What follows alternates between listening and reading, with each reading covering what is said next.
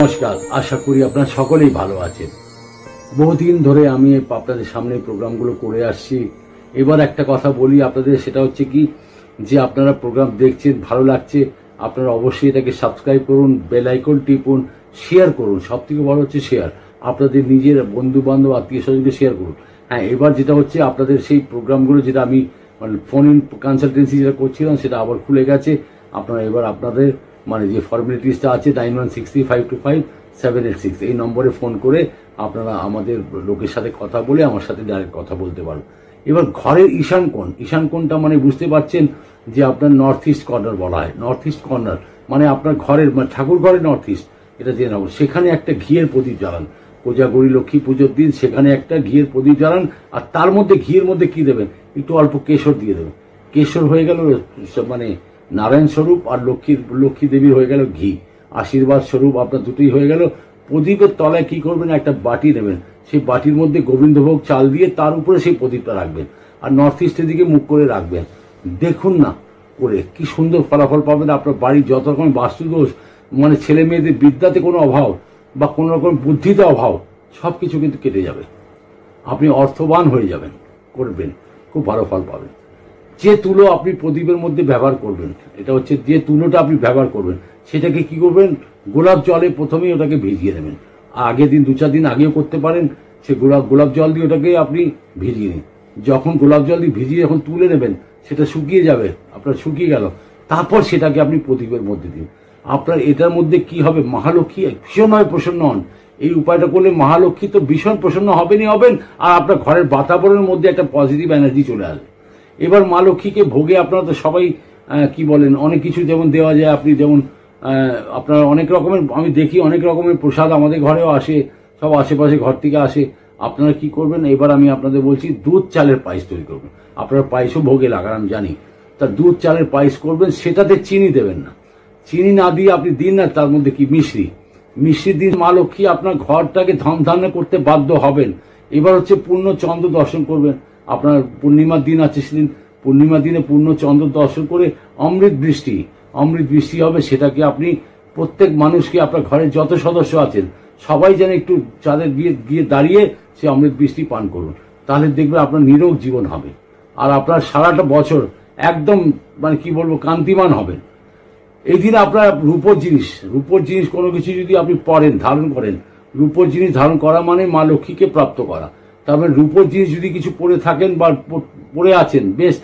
আর যদি না থাকে তাহলে অবশ্যই একটা রূপোর জিনিস কিছু নিয়ে নিন বাড়িতে, সেটা পুজোর স্থানে রাখুন। আপনি কয়েন নিতে পারেন, যে কোনো জিনিস একটা নিতে পারেন, থালা বাটি চামচ ইত্যাদি যা কিছুর উপর একটা নিন।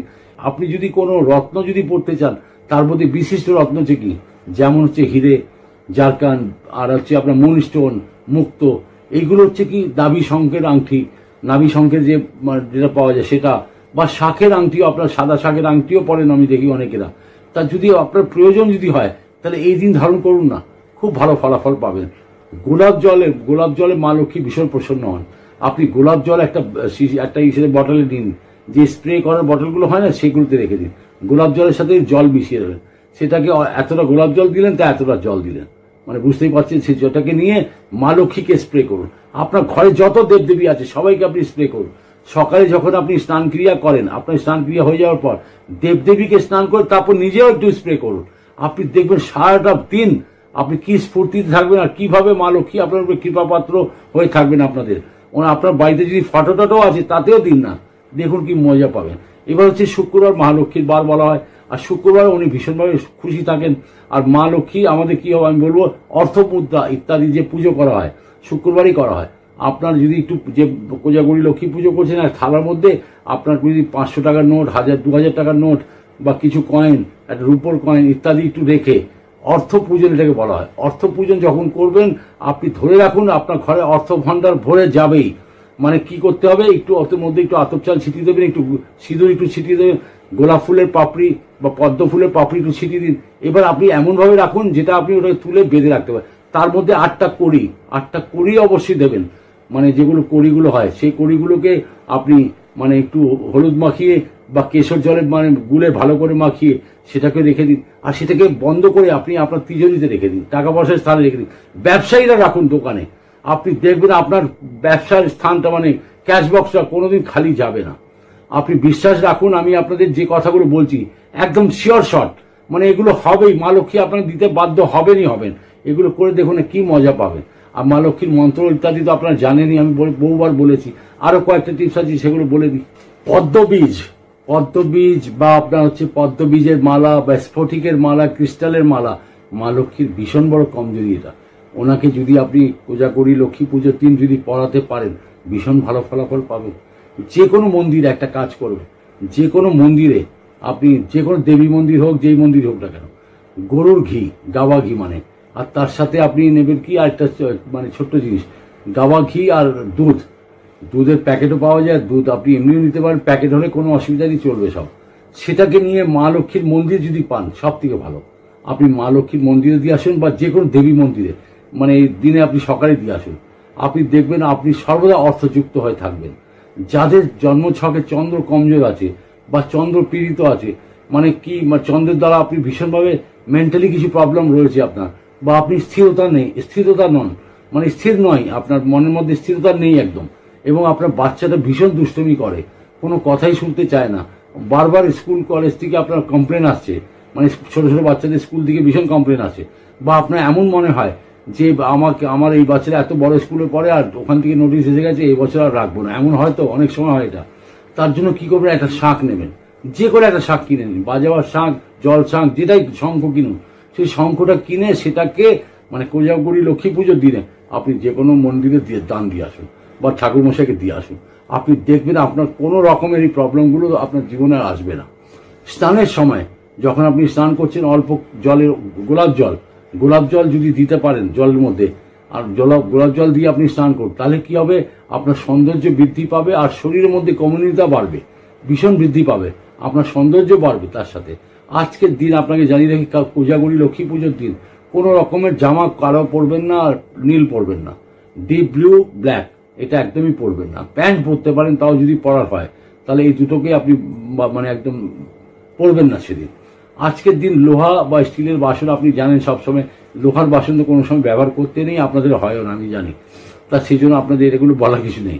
আর তুলসী দলে, হ্যাঁ আপনার বাড়িতে নিশ্চয়ই তুলসী মঞ্চ রয়েছে, তুলসী মঞ্চে আপনি কি করতে পারেন, একটা করে সন্ধ্যেবেলা একটা ঘিয়ের প্রদীপ অবশ্যই ওখানে জ্বালাবে, এটাতে অতি পুণ্যের প্রাপ্তি হবে। মা তুলসীকে আপনি প্রসন্ন করুন, উনি সবসময় 12 মাস আপনার বাড়িতে থাকেন।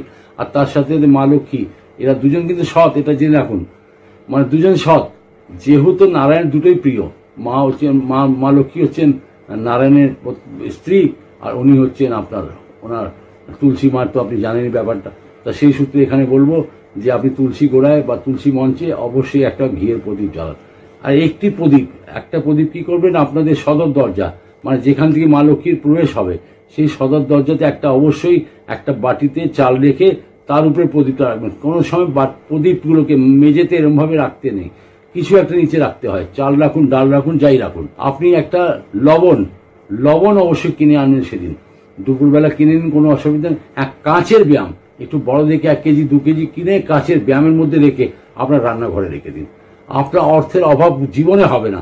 একটা হচ্ছে, আমি মন্ত্র আপনাদের বলেছিলাম 708, 708 বলুন না, একবার বারবার বলতে থাকুন না, 708 708, এটাই হচ্ছে মা লক্ষ্মীর মন্ত্র, বড় মন্ত্র, মানে 708 708 বলতে থাকুন। দেখুন আপনার অর্থ ভান্ডার, যখনই টাকা দিচ্ছেন বা কাউকে কাছে টাকা নিচ্ছেন, 708 বলুন, 708 যেই বলবেন আপনার অর্থ বৃদ্ধি হবেই হবে।